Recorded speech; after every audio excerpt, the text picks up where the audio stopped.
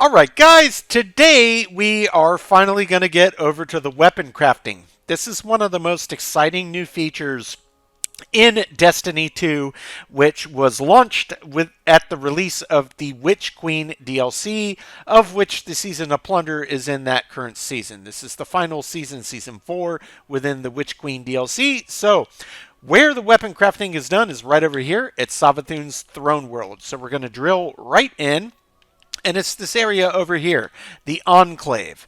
And you will notice that unlike this side of the map where we already talked about fast travel points, that little arrow, it says landing zone. To weapon craft, you go to the Enclave, but there's no fast travel point. You just hover over it and hit A. So don't get confused. It's over at the Enclave. Just hover over and launch it. Alright guys, as soon as you land at the Enclave, you will be facing this direction with this stunning vista. Turn immediately around directly behind you. Just spin 180 and you'll see right where that blue icon with a crown on it is on my screen. You come down these stairs, this door will open automatically. And this thing right here in the middle is where you interact to craft weapons. It's called the Relic, and you'll see it says Resonant Engine. Now, the first times that you come here, there are going to be quests related to this object, so they're going to walk you through the process. But just to make it simpler for when you're done with the quest and you come back and you actually have some weapon patterns you can use, we're going to walk through everything in the main menu, and the main focus area is right here. So you just approach the Relic, and it's shape and reshape. Shape is where you craft a weapon for the first time. As you work towards unlocking different things on the weapon, you get it eventually to max level where all of the available perks and rolls on the weapon become available to you that you can craft. Then you can come back and reshape that same weapon in question. So first thing I want to do is make sure I'm not sitting on a weapon that I can craft. So right here, the Drong, most people would say Drang, but that is actually a German word taken from a piece of classical music. It is its partner weapon, the Sturm, is the correct pronunciation. That's an exotic kinetic. So it's Sturm und Drang. Yes, I did major in music in college, but nonetheless, the point I'm making here is I want to be able to show you what this looks like when we get into the weapon crafting. So, say my Drong, or Drang as most people would say, sidearm, I want to change out the loadout I have on it. I would go into Reshape, I would scroll down to Sidearms, and because I do not currently have it equipped in my energy weapon slot, I have the option to reshape it. As I hover over, it shows me exactly all the stats on the weapon, as well as the weapon level and the currently equipped perks. So if I click A to reshape, it's not going to redo anything until you confirm it at the very end over there. But you scroll over here, the very first opening icon. This is where you get to pick your major spec. Do you want to focus in stability? Do you want to focus in handling, range, reload speed? Pick which one you want.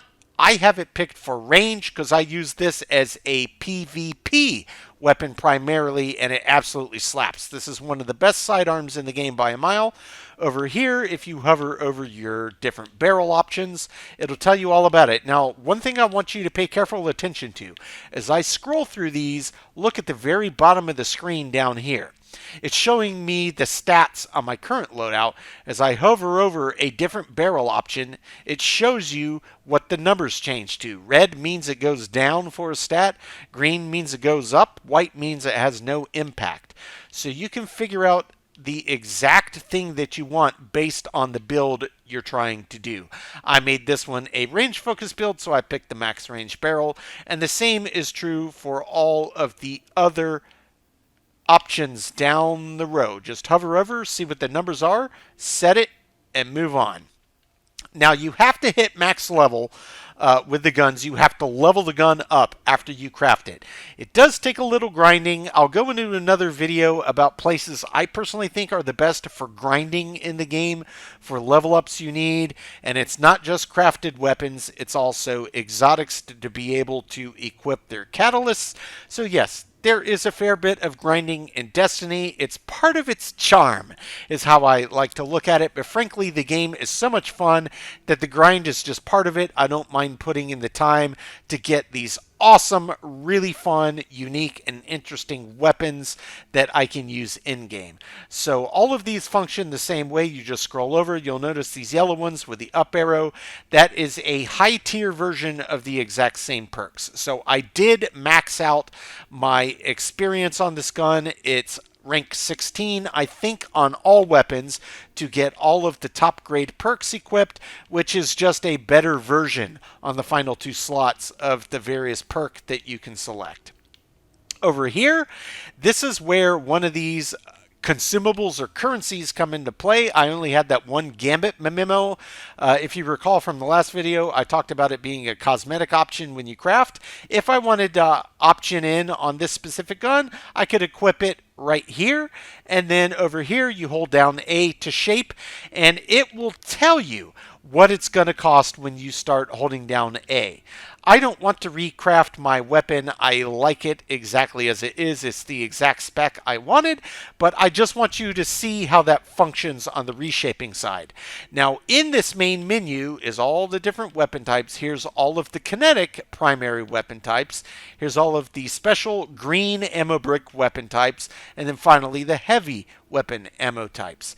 As you scroll through this list, it will show anything of the weapon pattern you have unlocked, meaning you have the ability to craft the weapon in this list. So the only auto rifle I can craft is the Amit AR2, on down the list, and so on and so on. And as we scroll through all of the different columns, the same is true all the way down. You can see that I do focus primary weapons heavily because I normally will use exotics for the other slots. But that's how you can see the different patterns that you have to unlock to be able to shape a weapon. And the same rules apply. And you'll see that it will show me all the possibilities. If you hover over, it'll tell you outright, highlighted in red, pattern has not been unlocked. That means I have not found and completed the XP on the weapon enough times to have that pattern unlocked. That's what that means. So if it's red, you can't do it, and you'll see it's kind of grayed out.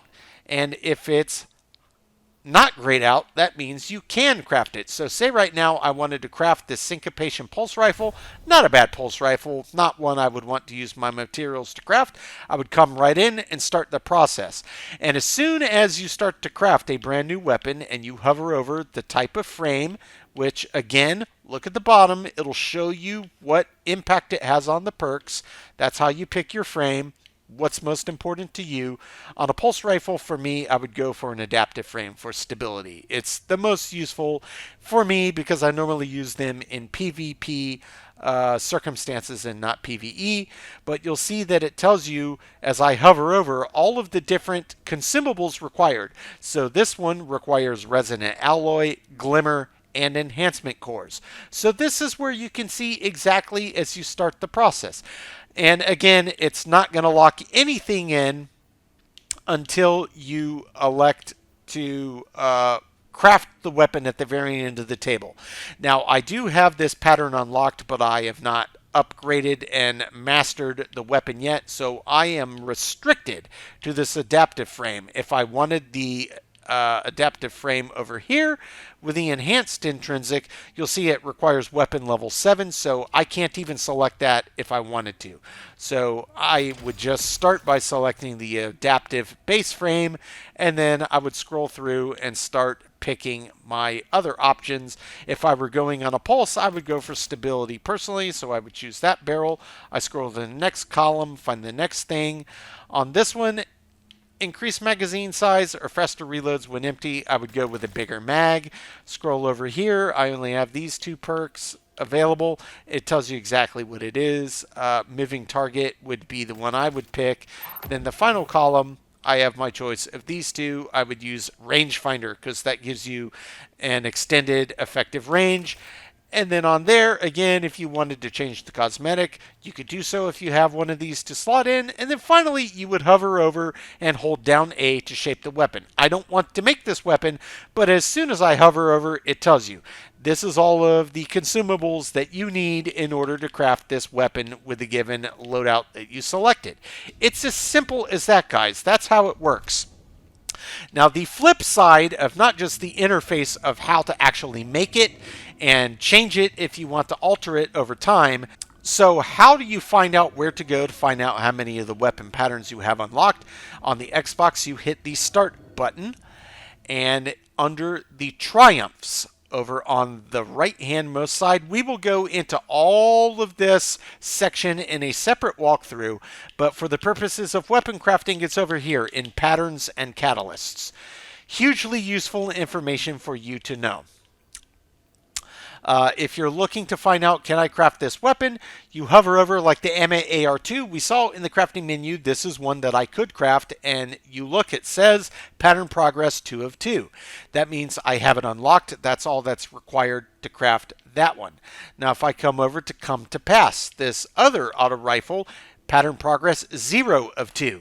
That means I have either not found and completed or not found any at all of the red bar, red bordered versions of this weapon, and then maxed out the weapon to extract the pattern. That's how it works. Sweet Sorrow, this is another one. I've done 2 of them, and it says I need 3 more if I wanted to custom roll a Sweet Sorrow.